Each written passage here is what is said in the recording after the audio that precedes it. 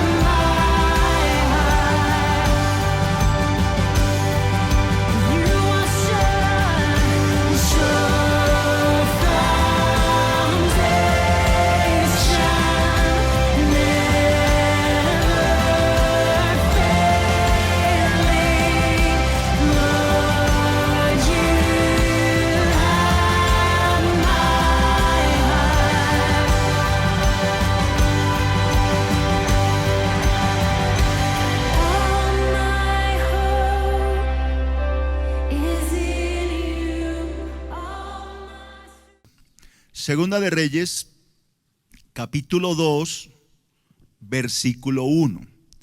El tema que voy a compartir con la ayuda de Dios lo he titulado La sucesión ministerial. Así lo he titulado, la sucesión ministerial. Segunda de Reyes 2:1. Dice la palabra del Señor. Aconteció que cuando quiso Jehová alzar a Elías en un torbellino al cielo, Elías venía con Eliseo de Gilgal. Y dijo Elías a Eliseo: quédate ahora aquí, porque Jehová me ha enviado a Betel. Y Eliseo dijo: vive Jehová y vive tu alma, que no te dejaré. Descendieron pues juntos ¿a dónde? A Betel. Y saliendo a Eliseo, los hijos de los profetas que estaban en Betel le dijeron: ¿sabes que Jehová te quitará hoy a tu señor de sobre ti? Y él dijo: sí, yo lo sé, callad. Y Elías le volvió a decir a Eliseo: quédate aquí ahora, porque Jehová me ha enviado a Jericó. ¿Y qué dijo Eliseo? Vive Jehová y vive tu alma, que no te dejaré. Y vinieron pues a Jericó. Y se acercaron a Eliseo los hijos de los profetas que estaban en Jericó y le dijeron: ¿sabes que Jehová te quitará hoy a tu señor de sobre ti? Él respondió: sí, lo sé, callad. Y Elías le dijo por tercera vez: te ruego que te quedes aquí, porque Jehová me ha enviado al Jordán. Y él le dijo: vive Jehová y vive tu alma, que no te dejaré. Y fueron pues ambos. Y vinieron 50 varones de los hijos de los profetas y se pararon delante a lo lejos. Y ellos dos se pararon junto al Jordán. Tomando entonces Elías su manto, lo dobló y golpeó las aguas, las cuales se apartaron a uno y a otro lado y pasaron ambos por lo seco. Cuando habían pasado, Elías dijo a Eliseo: pide lo que quieras que haga por ti antes que yo sea quitado de ti. Y dijo Eliseo: te ruego que una doble porción de tu espíritu sea sobre mí. Y él le dijo: cosa difícil has pedido. Si me vieres cuando fuere quitado de ti, te será hecho así, mas si no, no. Y aconteció que, yendo ellos y hablando, he aquí que un carro de fuego con caballos de fuego apartó a los dos, y Elías subió al cielo en un torbellino. Viéndolo, Eliseo clamaba: Padre mío, carro de Israel y su gente de a caballo. Y nunca más le vio, y tomando sus vestidos lo rompió en dos partes. Alzó luego el manto de Elías que se le había caído, y volvió y se paró a la orilla del Jordán. Y tomando el manto de Elías que se le había caído, golpeó las aguas y dijo: ¿Dónde está Jehová, el Dios de Elías? Y así que hubo golpeado, del mismo modo las aguas se apartaron a uno y a otro lado, y pasó Eliseo. Y viéndole los hijos de los profetas que estaban en Jericó, al otro lado, dijeron: el espíritu, repite, el espíritu de Elías reposó sobre Eliseo. Ese es el tema de hoy. El espíritu de Elías reposó sobre Eliseo, y vinieron a recibirle y se postraron delante de él. Amén. Oremos, santos hermanos. Cierra tus ojos, por favor.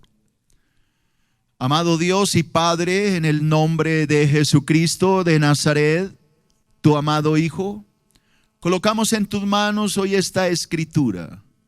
Oro para que este estudio sea de bendición para todos los santos que hay aquí, para todos los santos que nos ven en sus hogares. Que este mensaje sirva para levantar nuestra fe, nuestros ministerios, y para buscar cada día más de ti. Esto te lo pido en el nombre de Cristo. Habla, Espíritu Santo, que no hable yo, sino tú hables a través de mí.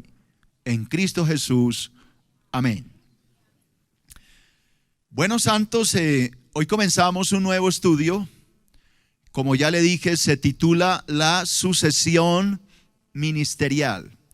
¿Por qué la sucesión ministerial? Porque lo que estamos leyendo aquí no es otra cosa más que un cambio de profeta. ¿Un cambio de qué? Profeta. ¿Cuál fue el profeta que reemplazó al otro? Eliseo. ¿A quién? A Elías. Ah, sí habían entendido. Pensé que era que no habían entendido. Entonces, cuando yo le hablo de una sucesión ¿qué? Ministerial. Lo que le estoy diciendo es que todo ministerio, tarde que temprano, tiene que ser reemplazado por otro. Algún día tendré que partir de este planeta. Eso es obvio, hermano. Todos tenemos que morir algún día y alguien tendrá que ocupar este lugar. ¿A eso qué se le llama? ¿Una qué? Sucesión ministerial. Todos nosotros, los hijos de Dios, tenemos un ministerio.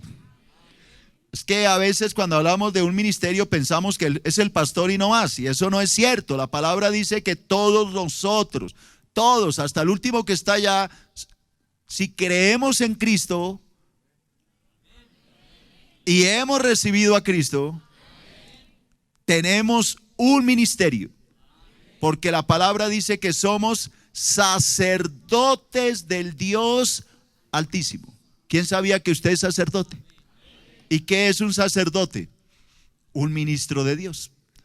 Ustedes ejercen el sacerdocio de varias formas. Yo lo ejerzo en dos partes: en la iglesia y ¿en dónde más? En la casa. Ustedes pueden ejercer el sacerdocio en sus hogares, con sus hijos, con sus familias, con sus esposas. Todo cristiano que se respete es un ministro de Dios. La palabra también me dice que todo cristiano verdadero, obviamente, porque no le hablo de cristinos sino de cristianos, es un embajador de Jesucristo.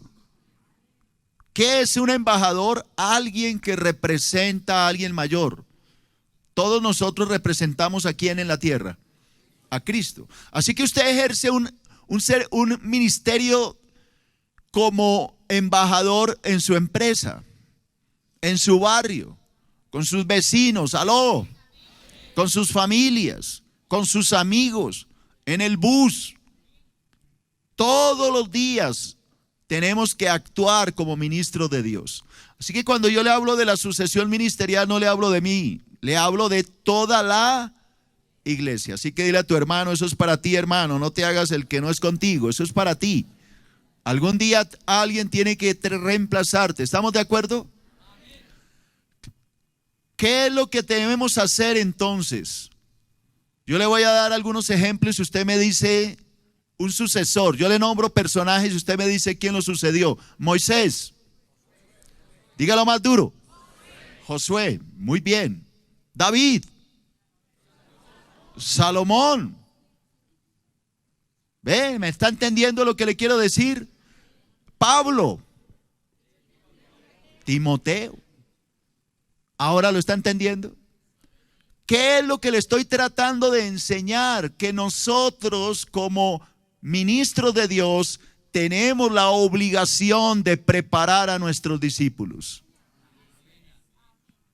Tenemos que hacer todo lo posible por dejar un discípulo o muchos discípulos que lleven nuestras banderas, que sigan nuestro legado, que continúen la tarea. Que nuestra visión no muera con nosotros, sino que siga adelante. ¿Alguien dice amén a esto? Esto es lo que habla este capítulo. Pero si ustedes notaron, más de una vez, 3 o 4 veces, el profeta Elías le dice a su pupilo: quédate aquí, porque Dios me ha enviado a Betel. Estaban en Gilgal, le dijo: Dios me ha enviado a Betel. Y él le dice: vive Jehová y vive tu alma, que no te dejaré. Y llegan a Betel juntos. Y estando en Betel, vuelve el profeta y le dice: quédate aquí, porque Jehová me ha enviado a Jericó. Lo estaba probando, a ver cuánto anhelaba el ministerio, reemplazarlo a él. Y él le dice: vive Jehová y vive tu alma, que no te dejaré. La tercera vez, estando en Jericó, vuelve y le dice: quédate aquí, porque el Señor me ha enviado al Jordán.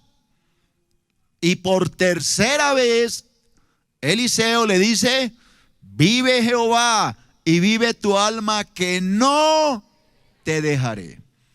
Y cuando las 3 veces venció, llegaron al Jordán y allí Elías es arrebatado. Fueron 2 hombres los que no vieron muertes. ¿Quiénes serían? Enoc en el Génesis y Elías en Segunda de Reyes. Es arrebatado al cielo, llevado en carros de fuego.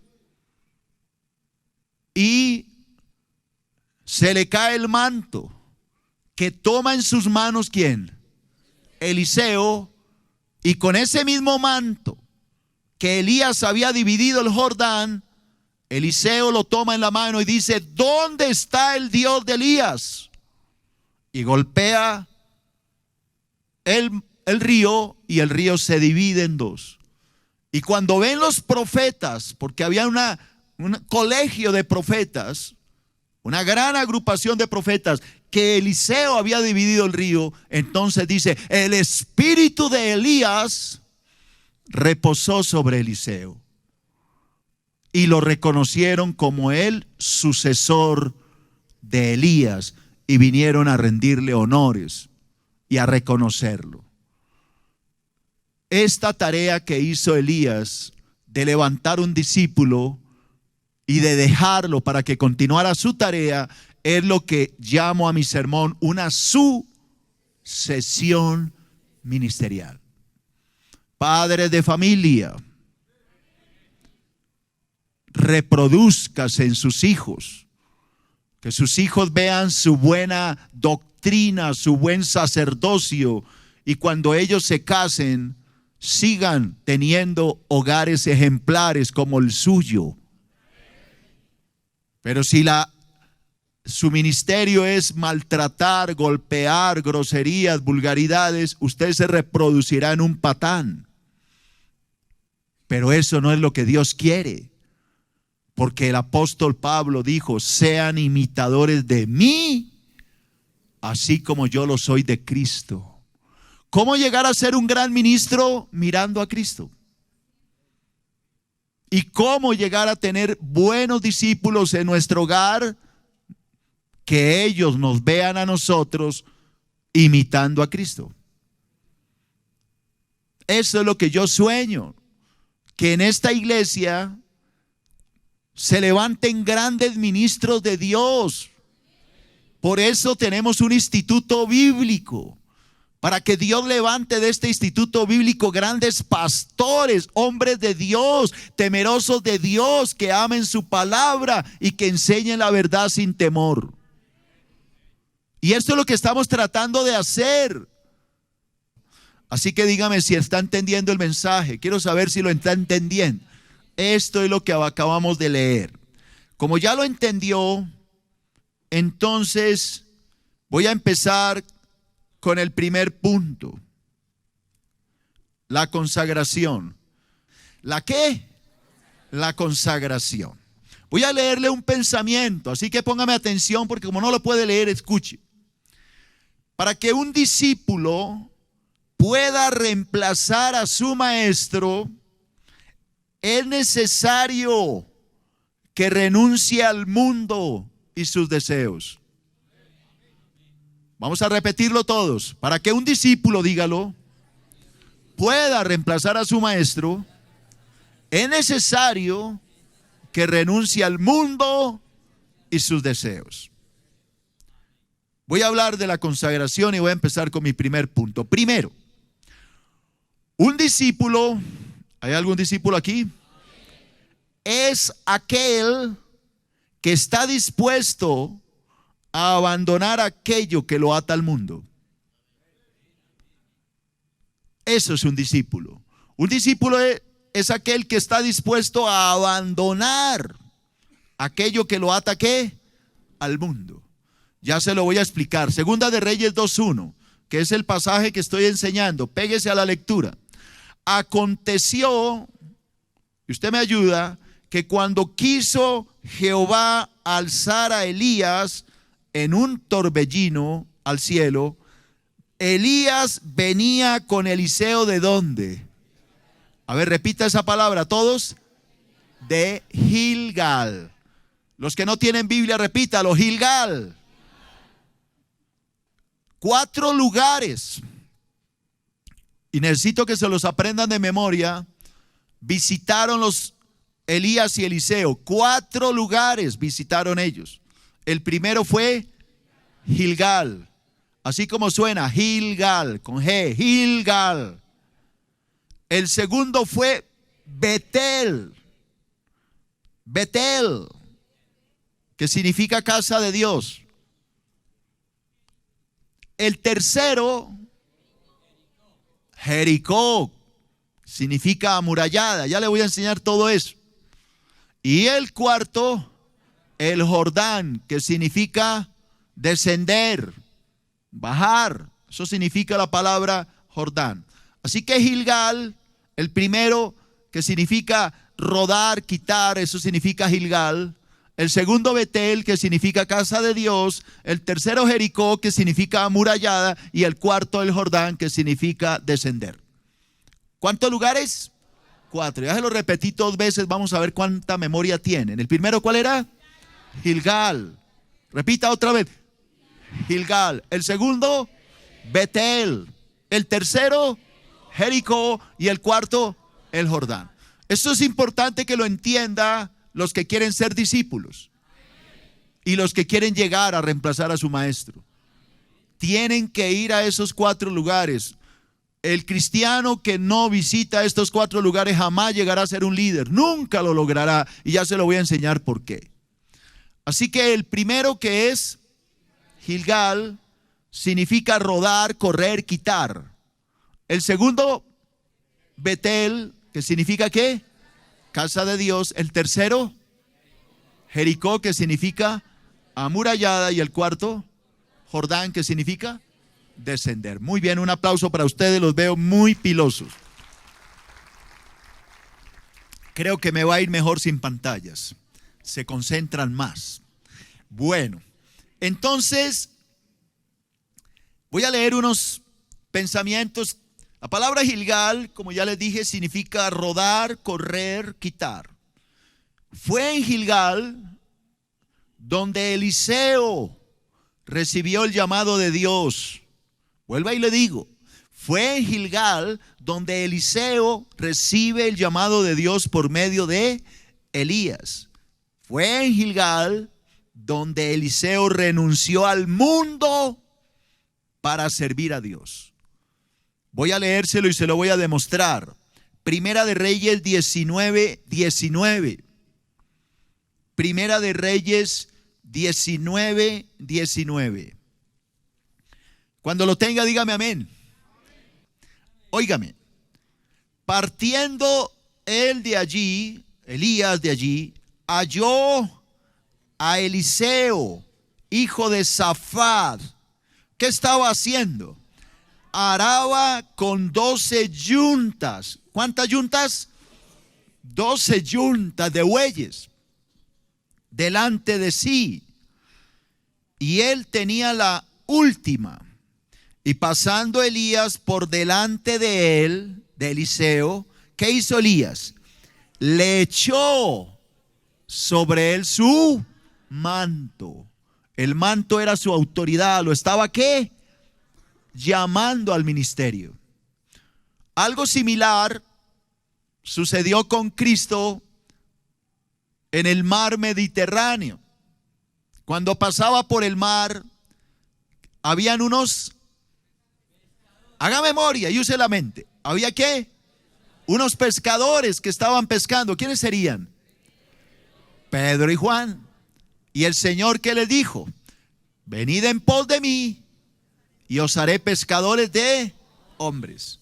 Ese fue su, dígalo más duro, su llamado. Ese día estaba Eliseo en qué ciudad, perdón. ¿Cuál era? En Gilgal. ¿Y qué estaba haciendo? Arando la tierra con 12 yuntas. ¿Qué quiere decir esto? Era 12 arados, que es como una especie de palo muy grande con otro puntudo que baja y 2 bueyes que lo alan para arar la tierra. Así que eran 12 yuntas. Yo no soy experto en este tema del arado, pero me imagino que si por cada yunta iban 2 bueyes, entonces eran ¿cuántos? 24. Y dice que él iba de últimas. ¿Por qué iba de últimas? Pues porque era el jefe. Era el que dirigía a los otros, que mandaba la parada allá, el dueño de las yuntas. Teólogos han llegado a la conclusión que Eliseo procedía de una familia muy rica. Su padre era millonario. Es que tener un buey era como tener un carro hoy o un tractor. Y este no tenía uno, sino ¿cuántos? 24. Así que la finca no era una finquita ahí cualquiera, era una fincota enorme. Y por eso se ha llegado, aunque la Biblia no lo dice, a la conclusión que Eliseo era un hombre rico, adinerado, de familia muy pudiente.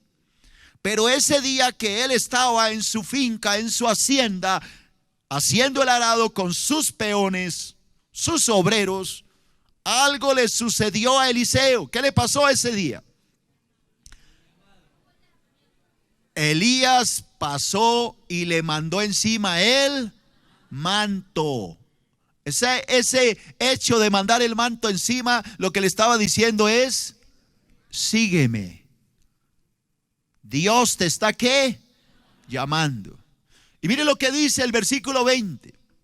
Entonces, dejando él los bueyes, vino corriendo en pos de Elías y le dijo: te ruego que me dejes besar a mi padre y a mi madre, y luego te seguiré.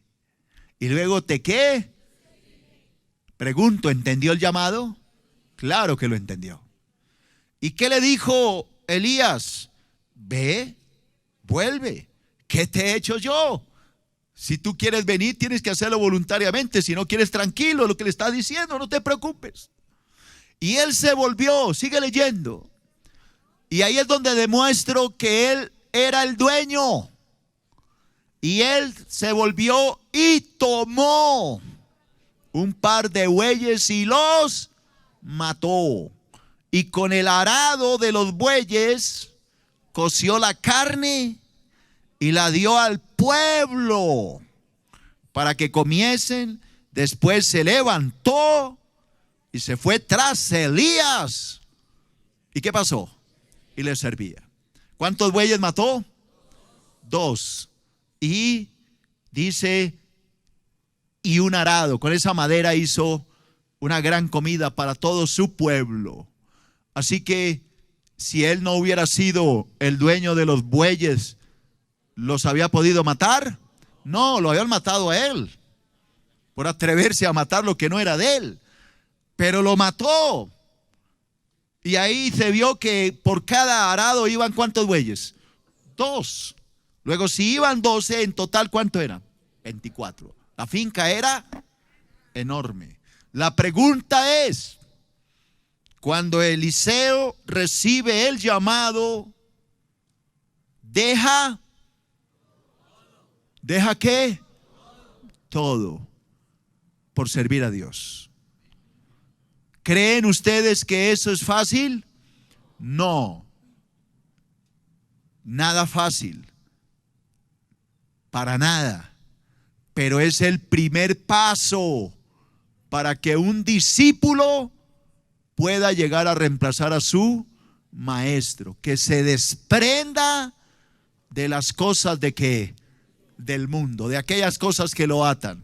Ahora, yo no le estoy diciendo que venda la casa y la regale y se vaya a vivir debajo de un puente. No, esto hay que saberlo entender. ¿Por qué Dios llamó a Eliseo y por qué tuvo que dejar las cosas materiales? Porque digámoslo de esta forma, eso era lo que llenaba su corazón. Era un hombre riquísimo. Era, digámoslo de esta forma, era su Dios. Algo que tenía que quitar para poder servirle a Dios. Tú no le podrás servir a Dios a menos que estés dispuesto a renunciar a aquello que ocupa el lugar que debería ocupar Dios. No sé si me entiendes. Si es el dinero, como en el caso de Eliseo, un discípulo para que llegue a reemplazar a su maestro debe quitar eso que lo ata al mundo. Le voy a poner un ejemplo y ustedes me contestan. Un hombre en la Biblia que amó tanto a su hijo, tanto lo amaba, que Dios tuvo que probarlo para saber si amaba más a su hijo o a Dios. ¿Quién será ese hombre? Mi tocayo Abraham. Mire que ahí le pregunto una cosa, ¿Abraham era riquísimo? Sí. Pero Dios no le mandó a dejar el dinero, le mandó a entregarle a su hijo. ¿Qué era lo más importante de la vida de Abraham? Su hijo, no era el dinero. En Eliseo, ¿cuál era la prioridad? El dinero. Por eso le dijo, deja todo. ¿Me estoy entendiendo? Cristo dijo, el que no sea capaz de dejar padre, madre, esposa, esposo, hijos, por causa de mí y del evangelio, no puede ser mi discípulo. El que no es capaz de hacerlo no puede ser mi discípulo. El hombre rico, ¿lo reconocen en la Biblia? Vino a Jesús y le dijo, ¿qué debo hacer? ¿Qué me falta para ganar el cielo? El Señor le dijo, guarda los mandamientos. Amarás a Dios por sobre todas las cosas, amarás a tu prójimo, etc. Él le dijo, todo eso lo he guardado desde que nací. ¿Qué más me falta? Y Jesús sabía que lo que ocupaba su corazón era ¿qué? el dinero. Le dijo: ve y vende todo lo que tienes, dáselo a los pobres y ven, sígueme y tendrás tesoros en el cielo. Dice la palabra que se fue muy triste porque tenía mucho dinero. No era capaz de soltar el mundo. Otros tuvieron que dejar todo. Pedro, Juan tuvieron que dejar la barca completamente llena de peces. Porque yo no sé si se acuerda que antes de abandonar la barca el Señor se la llenó. Les dijo: boga mar adentro y tire las redes. Y las redes se llenaron de peces. Y cuando llegaron a la orilla, la barca estaba que se hundía de la cantidad de peces. Y el Señor le dijo: ven y sígueme. Y dice: y dejándolo todo. Usted se puede imaginar un empresario quebrado, un empresario que no tiene ni una moneda, y en el momento en que alcanza el éxito empresarial, el Señor le dice: deja todo y sígueme. Y ellos dicen: listo. Y dejaron la barca llena. Me estoy haciendo entender. Alguien dirá: eso es fácil, pastor, porque a usted no le ha tocado vivirlo. Estás equivocado. A mí me tocó vivirlo.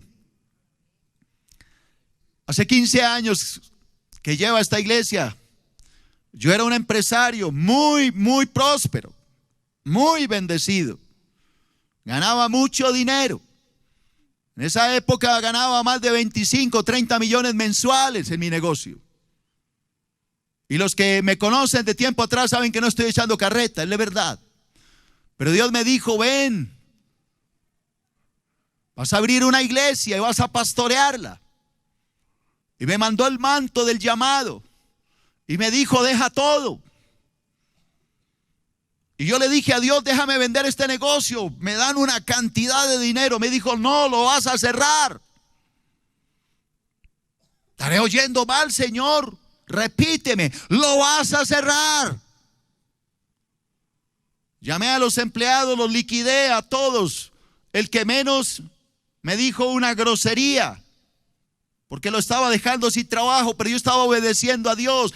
Salí de este lugar tildado de loco, lunático. Nadie entendía lo que Dios me estaba diciendo, pero yo sabía que Dios me estaba llamando. Y cerramos el negocio con mi esposa. Yo agradezco a mi esposa, una mujer que siempre se ha dejado guiar por el Espíritu.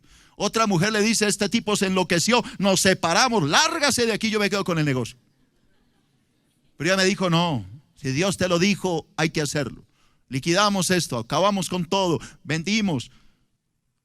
Y me tocó pagar hasta multas por entregar los locales antes de tiempo. Pagarle cuando usted sale antes de tiempo, le toca pagar tres cánones de arriendo. Pero yo sabía que Dios me estaba llamando. Y salí a pastorear una iglesia. ¿Sabe de cuántos? De 20 personas. ¿Sé la verdad? Éramos 20 y 180 sillas desocupadas. Pero yo sabía que Dios me había llamado. Y empezó la obra, empezó el ministerio. 2 meses pasaron cuando se llenaron las 200 sillas. 200 en 2 meses. Y habría otro servicio.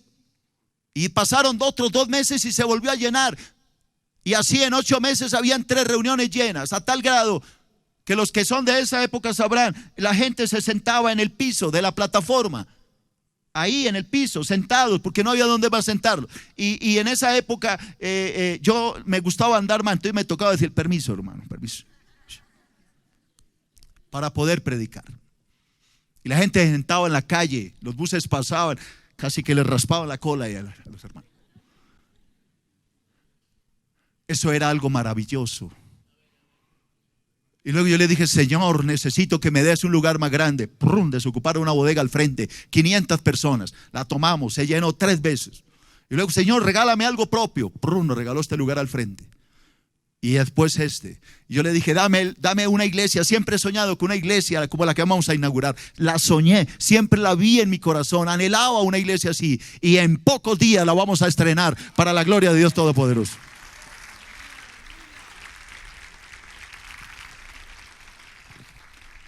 Sin engañar a nadie, sin prometer cosas tontas que otros prometen, pactos ni nada de esa bobada, ni basura, ni engaño en esta iglesia, enseñando solo la verdad. Y hemos podido hacerlo sin necesidad de engañar, ni robar a nadie, ni estafar a nadie, enseñándole la verdad. Esto es lo que yo quiero dejarles, hermano, para que ustedes puedan lograr reemplazar a su maestro. Deben abandonar Gilgal. ¿Qué es Gilgal? ¿Qué pasó allá? Ya dije, Eliseo fue llamado. Segundo, Israel, el pueblo de Israel, fue circuncidado en Gilgal. Repito, Israel, el pueblo de Israel fue circuncidado en Gilgal para cortar toda relación con Egipto. Para cortar toda relación ¿con qué? Con Egipto. Voy a leerle y ya le explico. Josué capítulo 5 y versículo 8. Josué 5:8. Cuando lo tenga, dígame un amén. Josué 5:8. Óigame lo que dice la palabra. Cuando acabaron de circuncidar, repita, cortar. Eso es circuncidar, cortar el prepucio. Cuando acabaron de circuncidar a toda la gente, se quedaron en el mismo lugar, en el campamento, hasta que sanaron. Y oiga lo que sigue. Y Jehová le dijo, ¿a quién? A Josué. Mire qué le dijo. Hoy he quitado de vosotros el oprobio de Egipto, la maldición de Egipto, la atadura de Egipto, por lo cual el nombre de aquel lugar fue llamado ¿qué? Gilgal, hasta hoy. Así que Gilgal, ¿qué significa? Cortar, arrancar, quitar, botar, echar de ahí. Póngame atención, repita esto conmigo. ¿Qué dijo Dios al pueblo de Israel? Hoy he quitado de vosotros el oprobio de Egipto. Por lo tanto, aquel lugar se llamó ¿qué? Gilgal. Présteme su atención y yo le explico. El pueblo de Israel duró esclavizado en Egipto ¿cuántos años? 430 años. Durante esos años estuvieron oprimidos por un rey egipcio llamado póngale ganas, ¿el qué? El faraón. ¿Cuántos años? 430 años. Cuando el pueblo de Israel se vio esclavizado, empezaron a llorar y a clamar y a pedirle a Dios una liberación. Y Dios les mandó un libertador llamado Moisés. Muy bien. Este Moisés los sacó de Egipto por medio de poder de 10 plagas que todos conocemos como las 10 plagas de Egipto. Este Moisés hizo convertir el agua en sangre, dividió el mar rojo y cruzó al pueblo en seco hasta llevarlos al desierto, que es lo que usted ve en su mapa ya conocido como la península del Sinaí. Allá lo puede ver en la casa. Al sur está África, al norte está Europa y al nororiente está Asia. Así que allá en ese lugar está la península del Sinaí. Ahí los llevó Moisés. Los cruzó, llegaron a un lugar llamado Mará, donde el agua era amarga, y sucedieron los primeros milagros, convirtiendo el agua en dulce. Después partieron, llegaron a Elín y siguieron caminando y caminando hasta llegar al monte Sinaí, donde Moisés recibe las tablas de la ley, donde Moisés recibe la orden de edificar el tabernáculo. Todo ese acontecimiento lo llevó hasta el monte Sinaí, luego subieron al norte hasta llegar a Cades Barnea antes de entrar a la tierra prometida. Estando ahí, antes, repita, antes de entrar a la tierra prometida, Dios manda a Moisés para que haga algo con el pueblo. ¿Qué era ese algo? Pero no, yo tengo más ganas de predicar y ustedes tienen más ganas de irse. ¿Tenía que qué? Circuncidarlo. ¿Y qué es circuncidarlo? ¿Cortarle qué? No le puedo hacer la demostración, pero es cortarle el prepucio del miembro masculino. Ese cuerito que le sobra a los niños allá adelante, eso se llama una circuncisión.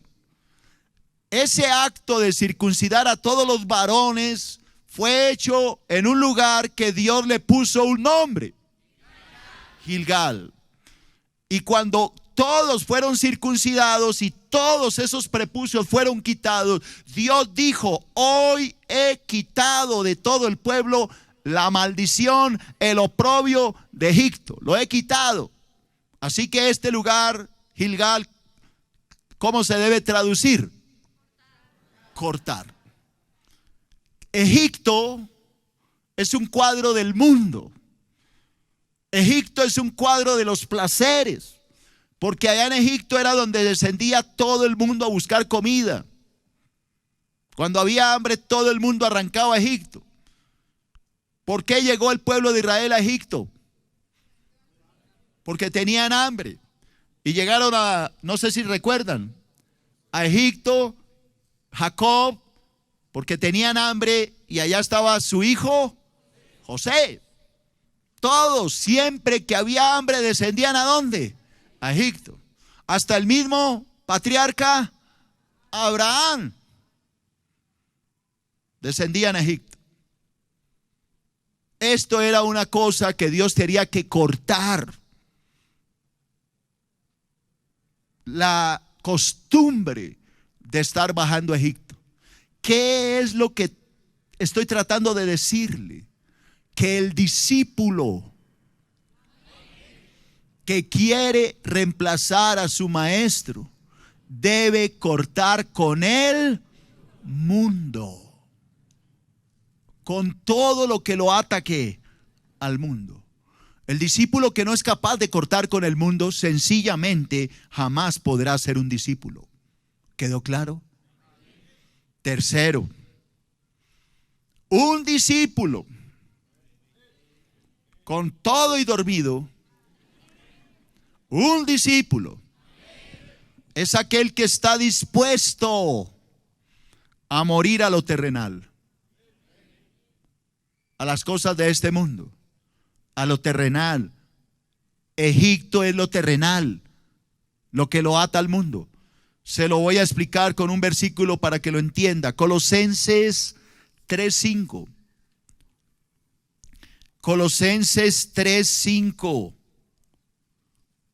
Escuche lo que dice el apóstol Pablo, inspirado por el Espíritu Santo, hablándole a los discípulos de la iglesia Filadelfia: Jesucristo vive. Mire qué le dice el Señor. ¿Qué hay que hacer? Haced morir pues lo terrenal en vosotros. Dile a tu hermano: hay que morir a lo terrenal, hermano. Dile: hay que morir a lo terrenal. Entonces alguno le dirá: ¿y esa vaina qué es? Entonces yo le voy a explicar qué es lo terrenal. Lea la palabra. ¿Qué es lo terrenal? Dígalo más duro. Fornicación. ¿Qué es fornicación? No me cuente, usted ya sabe. Fornicación, sexo no permitido por Dios, de personas que no están ¿qué? Casadas. Eso se llama ¿qué? Fornicación. Diga: hay que morir a la fornicación. ¿A qué más hay que morir? A la impureza, dice la palabra. A la pornografía, a la masturbación, a todas esas cosas sucias. ¿A qué más? A pasiones desordenadas. Dígame una pasión desordenada.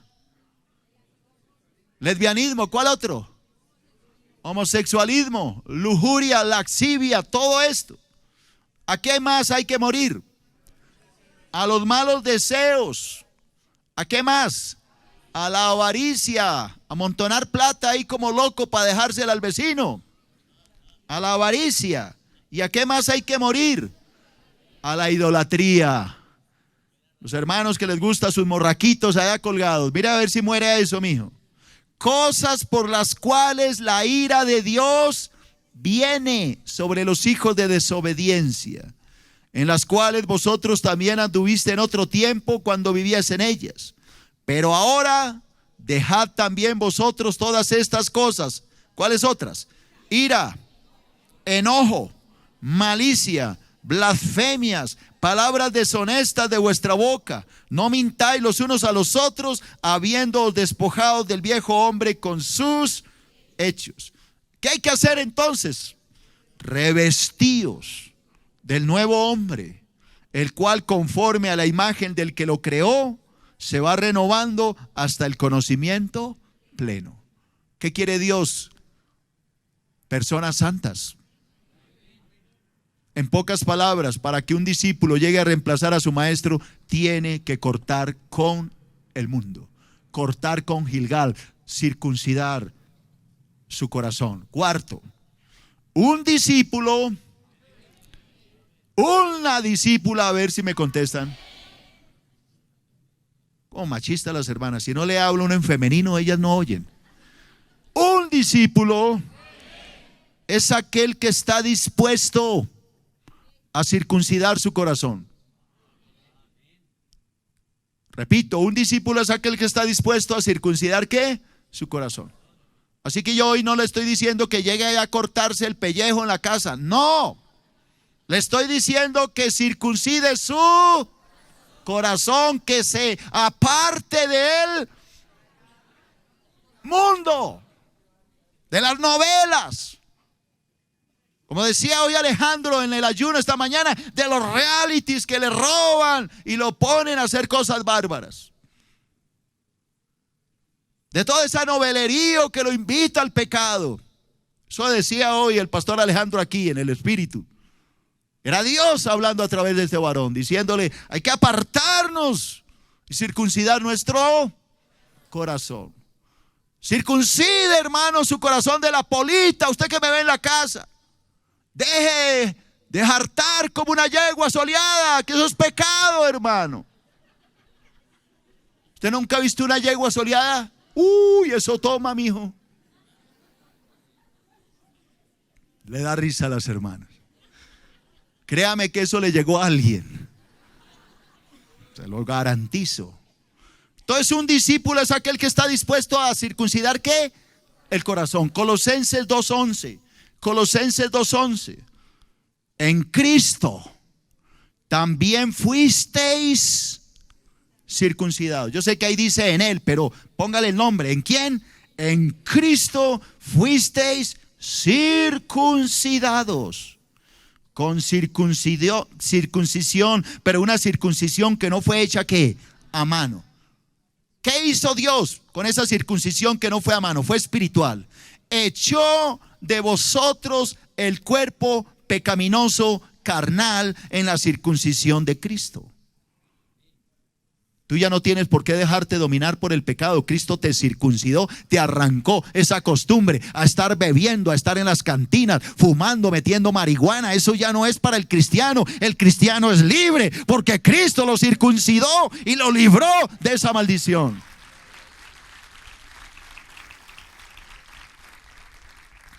Y quinto, porque ya algunos están durmiendo. ¿No? ¿Hacemos vigilia? Ay, ya afuera se va todo ahorita. Quinto, el discípulo y la discípula que ha decidido morir al mundo, salir de Gilgal, vivirá con Cristo por la eternidad. Eso les gustó, ¿sí? ¿Dónde están los discípulos que quieren morir a Gilgal? Salir de este mundo, no quedarse en Gilgal. ¿Para ir a dónde? ¿A dónde? A Betel. Ya le hablaré la otra semana de Betel. Ese sí que les va a gustar. Romanos 6:6. Con esto voy a terminar, tranquilo, ya nos vamos. Romanos 6:6. Sabiendo esto, queridos hermanos, que nuestro viejo hombre, ¿qué pasó con ese viejo hombre? Fue crucificado juntamente con Cristo. ¿Para qué? para que el cuerpo del pecado sea destruido, a fin de que no sirvamos más a qué, al pecado. Porque el que ha muerto con Cristo, bueno, hay un hermano que dice, yo sí, el que ha muerto con Cristo ha sido justificado del pecado. Y si morimos con Cristo, creemos que también viviremos con Él. Si morimos con Cristo, estamos seguros que viviremos con Cristo por la eternidad. Alabado sea el nombre de Jesús. Dele un aplauso al Señor, hermano.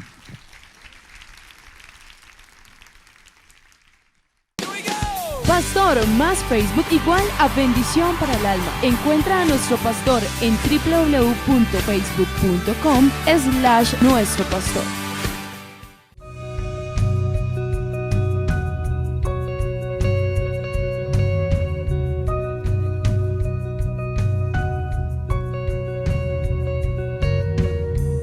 En el Calvario se entregó, del cielo descendió, llevó mi carga y maldad, su sangre me limpió.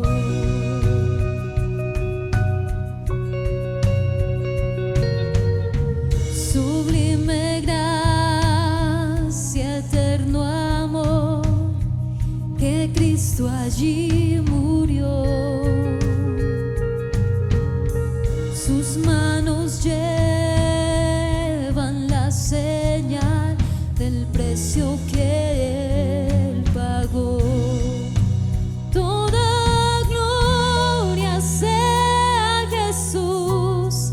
Canta aleluya, canta aleluya, pues el Rey cargó con la cruz. A la muerte Él venció.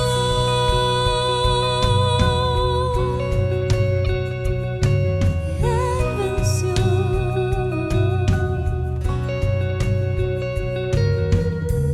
Y del sepulcro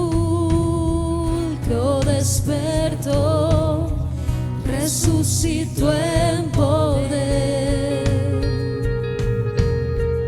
y con su sangre nos compró nuestra libertad de ser. Toda gloria sea a Jesús. Canta aleluya, canta aleluya, pues el Rey cargó con la cruz. A la muerte Él venció. Toda gloria sea a Jesús. Canta aleluya, canta aleluya, pues el Rey cargó con la cruz. A la muerte Él venció.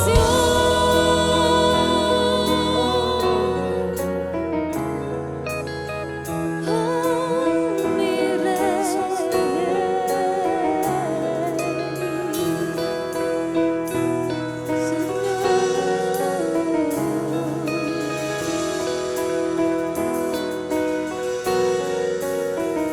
es tu amor, es tu amor, es tu amor el que salva. Tu sangre, tu sangre, tu sangre me lava. Es tu amor, es tu amor, es tu amor el que salva. Tu sangre, tu sangre, tu sangre